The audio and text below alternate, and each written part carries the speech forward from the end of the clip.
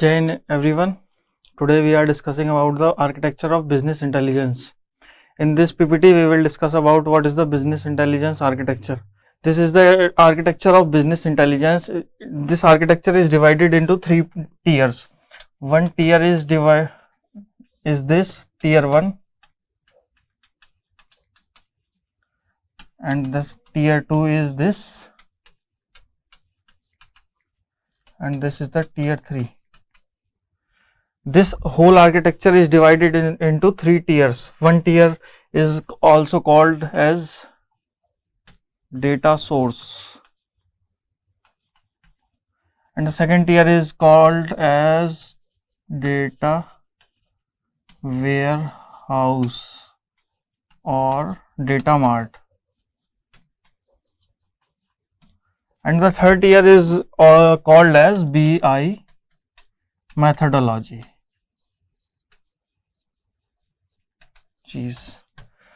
This whole architecture is divided into these type of three tiers. First tier is called data source, and second is called data warehouse or data mart, and third is BI methodology. In this tier we collect the data from the different sources.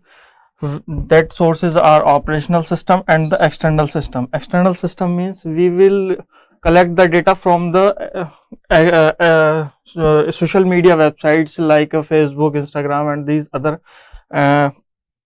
In operational system, we collect the data from ERP of the organization. From that organization, we collect the data. This both combination of these two are called as data source, and the second tier is called as data warehouse or data mart. And this is the ETL tool in tier 2, which is used to which will help the data to store the data in data warehouse. These are the tool which stands for extract, T stands for transform, and L stands for load. Extract, transform, and load.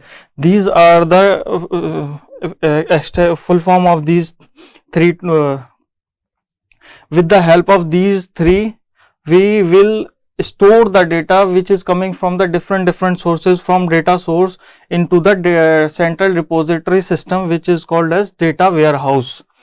And the third tier is known as business methodology. Business methodology means we will draw a pattern, frequent patterns, with the help of these past or previous data, which will help for the further in decision makings, which will help in the decision making for any problem, for any किसी भी problem को analyse करके पहले किसी भी problem के लिए हम क्या करेंगे, डेटा लेंगे. डेटा आएगा जो भी हमारा दो जगह से आएगा, एक्सटर्नल सोर्स से और ऑपरेशनल सोर्स से, और उसको हम ETL टूल की हेल्प से क्या करेंगे, डेटा वेयरहाउस जो कि सेंट्रल रिपोजिटरी सिस्टम होगा डेटा को स्टोर करने का, वहां स्टोर कर लेंगे.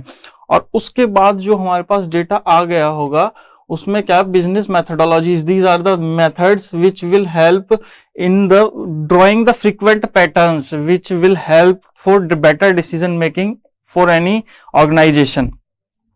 This is the whole architecture which will help in any particular problem. For solving the particular problem, firstly we will collect the data from various sources, either from organization or from the external sources, which will help the deep knowledge of that problem, which help for particular solution for that. After that we will store in the data warehouse या central repository system, which will called central data warehouse. And these are the different departments which use that data for any query, for any problem, for to develop frequent patterns. क्योंकि business ये जो दे रखे हैं, multi dimensional cube, explanatory data analysis, time series analysis, data mining, optimisation, these are the techniques which will help या कह लो methodologies, these are the methodologies which will help for drawing any frequent pattern which will help in decision making. For further we will these are the names of the tiers, the tier 1 data source, tier 2 data warehouse, or tier 3 BI methodology. And tier 1 data source is the first stage necessary to gather the data from various sources which is heterogeneous. मतलब कि अगर हमें logistic का data चाहिए तो logistic वाला भी एक साथ आ रहा है, जैसा हमने स्लाइड में देखा, मार्केटिंग का भी एक साथ आ रहा है, परफॉर्मेंस भी एक साथ सेंट्रल डेटा वेयर हाउस में स्टोर हो रहा है। एक्सट्रैक्ट, ट्रांसफॉर्म और लोड क्या करेंगे? एक्सट्रैक्ट जो करेगा वो डेटा को एक्सट्रैक्ट करके लेके आता रहेगा, और ट्रांसफॉर्म मतलब कि जो भी हमारे पास डेटा आ रहा होगा उसे क्लीन करने का काम करेगा। डेटा नॉइजी है या फिर और भी हो सकता है, नॉइजी हो सकता है, इनकम्प्लीट हो सकता है, और ट्रांसफॉर्म करने के बाद उसे हम क्या करेंगे? सेंट्रल डिपॉजिटरी सिस्टम में, डेटा वेयर हाउस में उसे लोड कर देंगे। Data warehouse, it is a large storage area that integrate data from different sources. जैसा कि हमने यहाँ देखा था, डिफरेंट सोर्सेज से हमारा डेटा आ रहा है। यहाँ social external data means social media data, या डिफरेंट और भी कोई तरीका हो सकता है जहां से हमारा डेटा आ रहा हो। और जो टीयर 3 है, business intelligence methodologies, data is finally extracted and used for mathematical model and analysis which intend to support decision making. वही जो हमने इसमें किया था, ये जो दे रखे थे, ये डिफरेंट मेथोडोलॉजीज दे रखी थी, जो फ्रीक्वेंट पैटर्न ड्रॉ करने के काम में आता है, जो बेटर हेल्प करता है किसमें? Better support decision making. अब ये क्या है? इस आर्किटेक्चर जो हमने अभी पढ़ा था, इसके कुछ बेनिफिट्स हैं। बेटर डिसीजन मेकिंग, अभी जैसे हमने यहाँ देखा था, डिसीजन मेकिंग के लिए हेल्प करता है। Better decision making, time saving, time बचाएगा। कोई भी प्रॉब्लम अगर हमें सॉल्व करनी है तो उसको एनालाइज करने के लिए पहले से ही हमारे पास पैटर्न बने हुए होंगे, जिससे कि हम बेटर डिसीजन के साथ टाइम सेव कर सकते हैं और कस्टमर सर्विस को इंप्रूव करेगा। नेक्स्ट आते हैं, दो टूल हमने यहाँ लिखे हैं, ETL और ELT। यहाँ हमने देखे थे ETL टूल क्या होता है। अब ETL टूल, ETL का मतलब होता है एक्सट्रैक्ट, ट्रांसफॉर्म और लोड, ये तीनों तो सेम है। अब यहाँ ELT का मतलब होता है एक्सट्रैक्ट, लोड और ट्रांसफर। ETL क्या करेगा? पहले एक्सट्रैक्ट करेगा वेरियस सोर्सेज से डेटा को, उसके बाद क्लीन करेगा और फिर क्या करेगा? लोड कर देगा सेंट्रल रिपोजिटरी सिस्टम, जो कि था हमारा डेटा वेयरहाउस। ठीक। अब ELT क्या करेगा? एक्सट्रैक्ट करेगा फ्रॉम वेरियस सोर्सेज से और उसे लोड कर देगा सेंट्रल रिपोजिटरी सिस्टम में, डेटा वेयरहाउस में, और उसके बाद उसे क्लीन करेगा, clean and then clean as needed. जो भी हमें जरूरत होगी, जैसे भी जरूरत होगी, उस डेटा को क्लीन करता रहेगा। तो दोनों में अंतर है ETL और ELT। जो हमने डेटा उसके आर्किटेक्चर में पढ़ा था, वो पढ़ा था ETL टूल, एक्सट्रैक्ट, ट्रांसफॉर्म और लोड। पहले एक्सट्रैक्ट, फिर transform and then load into the central repository system.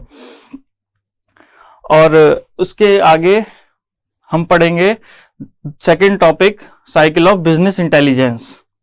Business intelligence की जो साइकिल है, ये एक दे रखी है। पहले एनालिसिस, इसमें 4 फेजेस हैं, 4 फेजेस। पहला phase analysis phase, second phase insight, third phase decision और फोर्थ है इवेल्युएशन। किसी भी बिजनेस इंटेलिजेंस की साइकिल में हमारे पास 4 फेजेस होंगे। सबसे पहले हमारे पास होगा एनालिसिस फेज। एनालिसिस फेज में क्या होगा कि जो भी प्रॉब्लम हमारे पास आ रही होगी, हमारे पास होगी, या ये है analysis. It is important to clearly identify and describe the problem. मतलब जो एनालिसिस फेज होगा, इसमें क्या होगा? जो भी प्रॉब्लम है, हमें वो सबसे पहले क्या करनी है? आइडेंटिफाई, कि हमारी जो प्रॉब्लम है वो क्या है, क्या समस्या है जो हमें किसी भी चीज में आ रही है। उसके बाद सेकंड फेज है इनसाइट, डिसीजन मेकर में। इसमें क्या है? सेकंड फेज इनसाइट, इसमें क्या है? जो हमारे पास प्रॉब्लम आई है, which the problem which we have got, we have the deeper knowledge for that problem. हमारे पास जो भी है, decision makers gain a deeper understanding of the problem. does identify the cause, जिससे कि हमें क्या है उस प्रॉब्लम का कॉज पता लग पाए कि वो प्रॉब्लम जो जनरेट हुई है वो किस कारण से हुई है। अगर हमें कॉज ही पता नहीं लगेगा तो हम उस प्रॉब्लम का सॉल्यूशन कैसे फाइंड आउट करेंगे। तो दो फेज हमने देखे, एनालिसिस फेज और इनसाइट फेज, जो इसमें दे रखे हैं एनालिसिस और इनसाइट। थर्ड फेज आता है डिसीजन, कि हमें उस प्रॉब्लम पे डिसीजन क्या करना है। The knowledge that is gained from the insight phase is use to make decision and take action, कि जो हमारे पास प्रॉब्लम थी उसको हमने सबसे पहले अंडरस्टैंड किया कि हमारा ये इसका कॉज है, और उस कॉज को अंडरस्टैंड करने के बाद हमने क्या किया, डिसीजन लेने के लिए हमें क्या करना है और एक्शन का हमें उस प्रॉब्लम पे क्या एक्शन लेना है। ये थर्ड फेज हुआ। और फोर्थ फेज जो है evaluation, the final phase involving measuring and evaluating the performance. उस फेज मतलब मेजर करेंगे कि वो कितना हमने जो इसमें वो लिया था कॉज, प्रॉब्लम जो थी उसका कॉज था, हमने कितना परसेंट उसे अपनी प्रॉब्लम को रेक्टिफाई कर पाए हैं।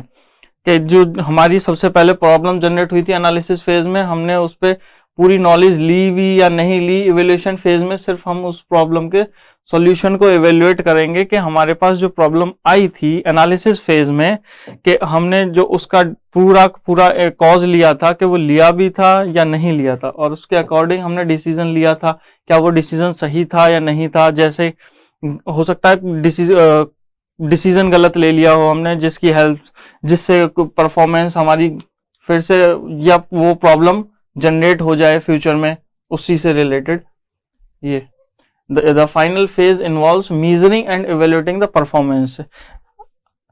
नेवर एंडिंग साइकिल है ये हमारी, पहला एनालिसिस फेज, दूसरा इनसाइट, तीसरा डिसीजन, चौथा इवेल्युएटिंग। ये नहीं है कि यहाँ पे अगर हमने जो लिया था वो परफॉर्मेंस हमारे अप टू द मार्क नहीं आई है तो हम क्या करेंगे, फिर से उस प्रॉब्लम को एनालाइज करेंगे, फिर से इनसाइट आएंगे, मतलब उस पर डीपर नॉलेज लेंगे कि किस वजह से ये प्रॉब्लम आ रही है। उसके बाद फिर से हम डिसीजन लेंगे कि हमारा ये डिसीजन है या ये एक्शन है हमारा इस प्रॉब्लम के लिए। उसके बाद फिर से एवेल्युएट करेंगे कि हमारा लास्ट टाइम से परफॉर्मेंस जो थी वो अब कितनी इंक्रीज हुई है, या अप टू द मार्क हमारे परफॉर्मेंस आई है या नहीं आई है, जो भी है। और उसके बाद फिर से एनालिसिस फेज आएगा, जो भी एनालिसिस करना है। और ये नेवर एंडिंग साइकिल है, कीप गोइंग, जो चलती रहेगी जब तक उस प्रॉब्लम का क्या ना मिल जाए, सॉल्यूशन। जब तक उस प्रॉब्लम को सॉल्यूशन नहीं मिलेगा, प्रॉपर सॉल्यूशन हमारे अकॉर्डिंग, जब तक ये साइकिल चलती रहेगी किसी भी प्रॉब्लम के लिए, कोई भी प्रॉब्लम जनरेट हुई हो उस बिजनेस में या उस ऑर्गेनाइजेशन में उसके रिगार्डिंग।